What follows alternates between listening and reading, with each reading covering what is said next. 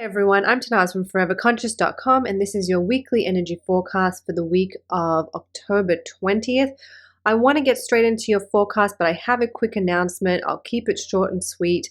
As some of you know, if you've been following me for a while, I have not been feeling the best, looking a little green when I come on camera, and that is because I'm happy to say that I am pregnant. I am expecting a baby in April, and I've just been really struggling with all day morning sickness, nausea, vomiting, all of the fun stuff. So it's been a bit of a struggle, but baby is well. I am well. I'm just trying to get through these first couple of weeks. I have a daughter already, and I was exactly the same with her. So hoping with her, I sort of started getting better like midway through the second trimester. So I'm hoping that that's the same with this baby too, that I get some relief coming. But yes, if you have been, thank you all so much for your well wishes, and so many of you emailed and commented, and I really, really, really appreciate it. I really have felt the love and the healing. But I am okay. I'm just in the morning sickness struggle bus. I don't know why they call it morning sickness. It's all day sickness, but in the morning sickness struggle bus. So, very quickly, I will share, because of this, I will be closing my Etsy store in December. This means if you would like a deck of cards and the calendar, which are the two products I sell on the Etsy store, this is your chance. I will be closing up in December, and I will not reopen probably until September of next year, when the 2026 moon calendar will be ready. So if you are interested, the last few months to get your hands on these is here. Plus, I have only ordered about half the calendars that I normally do. So if you don't want to miss out, I'm telling you now, get it, because I know there's going to be a lot of disappointed people, because I normally order about 2,000, and this year I can't do it. I've only ordered 1,000, and I'm about halfway done with them. So December, Etsy store is closing. Last opportunity in the next few months to get your hands on these. You've been warned. Okay. All right. Let's get into the forecast for this week. So on the 22nd, so before I get into this week, let's just go back to last week, because we had that very intense full moon. When I was looking at this full moon, there was, Mars and Pluto and these fiery energies and, intensity that could come up, and, it's all that hot, heavy emotion. Actually, for me, and I don't know if you all felt the same, I actually just felt very, very zapped. It was kind of the opposite. I didn't really feel the hot intensity. I felt the intensity in the sense that I just felt kind of zapped. Like I felt the day of the full moon, I felt so tired.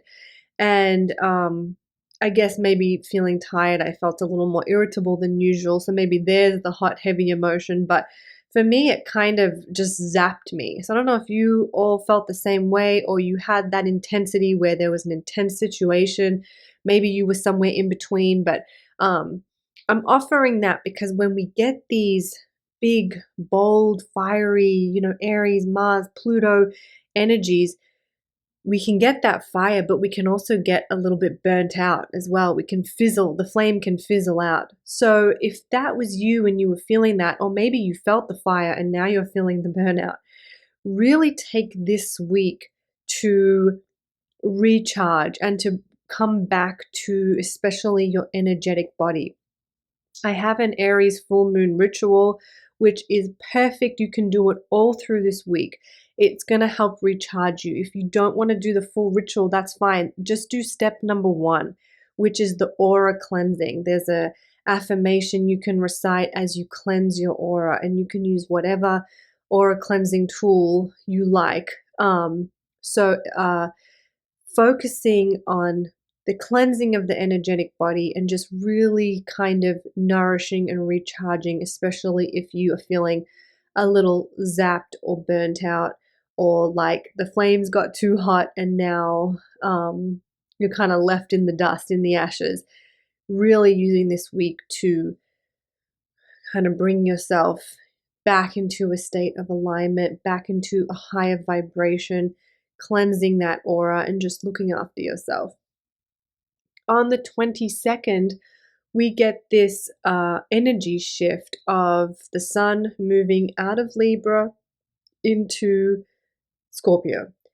So we're going from air to water. And when we shift into a water sign, we tend to feel, when we shift from air, which is a very heady energy sometimes, into a water sign, which is very much, heart, lower solar plexus, even, those emotions, that stomach churning, that heart churning. When we move into that state, it can be, we can feel also a little bit like retreating, kind of moving within. We're being encouraged. The universe is encouraging us.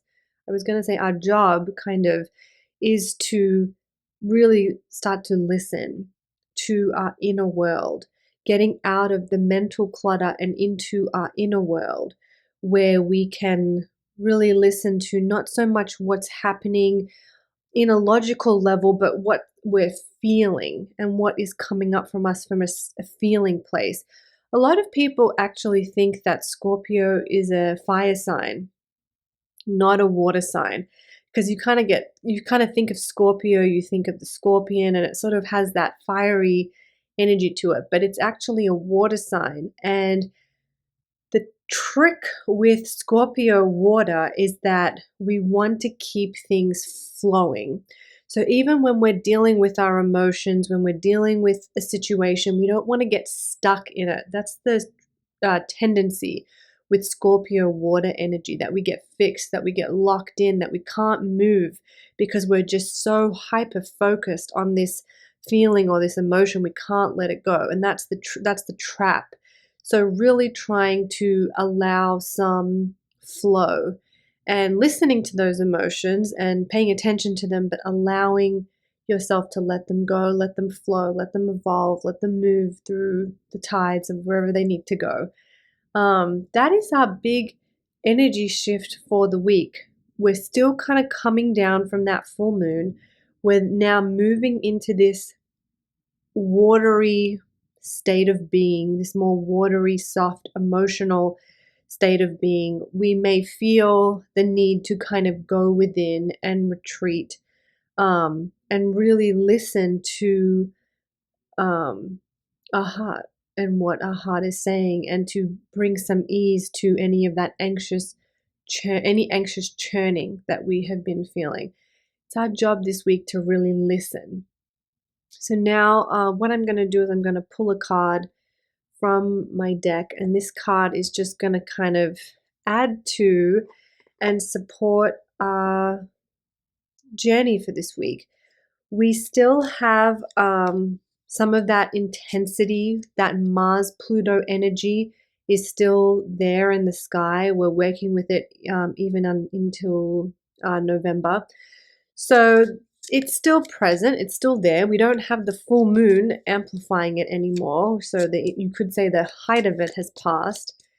But up until really the next lunar cycle, which is November 1st, that Scorpio new moon, we're still going to be kind of working with similar themes. Mars and Pluto can be kind of combative, and can bring up where we need to stand up for ourselves, where there might be power struggles. It can bring up dynamics that are perhaps squashing or suppressing part of who we are. It can also bring situations where we have to rise up and be a warrior and kind of take charge, take the lead and say enough's enough. I'm going to take charge here. So all of that full moon stuff that we spoke about last week, and even that I touched on this week, will be carried through the next few weeks.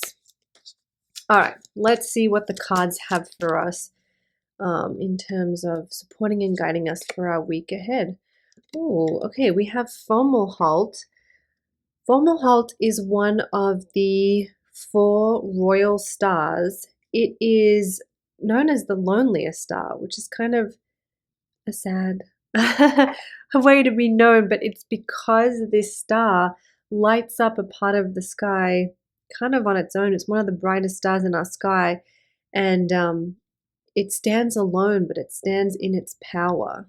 So maybe think about that for a moment. It stands alone, but it stands in our power. I'm sure we've all had times in our lives where we feel like we're standing alone. But as we do that, we stand in our power. Sometimes to stand in our power, we need to separate and be on our own. Anyway, let's have a look. And I hope I'm pronouncing this correctly, Fomalhaut. I actually don't know, but I assume that's how it's written. Fomalhaut is one of the four royal stars. It lights up a corner of the night sky seemingly all by itself, which is why it has earned the title of being the loneliest star. It stands out, yet stands alone. Fomalhaut's energy can indicate the need to withdraw or go within. Well, didn't we just talk about that with Scorpio season? You may wish to sit in silence or journal, uncover your deepest thoughts and feelings, and to think about, who are you when no one is watching? Who are you when you are alone? Fomalhaut wants us to peel back the layers and connect with more of our true, authentic self. Fomalhaut is also believed to be the gateway between this world and the next. So actually, all the royal stars are considered gateways somewhere. So this one is the gateway between this world and the next. Drawing this card indicates a need to return to yourself. It is also a sign that you are walking the bridge between ending a chapter and beginning a new one. This can be a lonely yet highly creative space. I think that's a good way to describe actually a lot of Scorpio as we move into Scorpio season, that we can feel that need to withdraw, but it is a very creative time for us as well. Take time to be in solitude and listen to your own thoughts and feelings. Grieve what has passed, but create some space to get excited about the coming new beginnings. Fomalhaut is a very powerful and special card. Yes, it really is. We pulled a really cool card this week. That reminds us all things are temporary. Use it as your reminder to spend more time with you. So that's the message for the card. There's a lot in there. I hope some of it kind of resonated with you or stirred something in you. We are standing alone, but we're standing in our power. And maybe we need to spend time alone connecting with this inner self to figure out where our power is and where we can come from the place of highest and purest soul power. All right. I hope you found that helpful. I'm Tanaaz from foreverconscious.com. Thank you so much.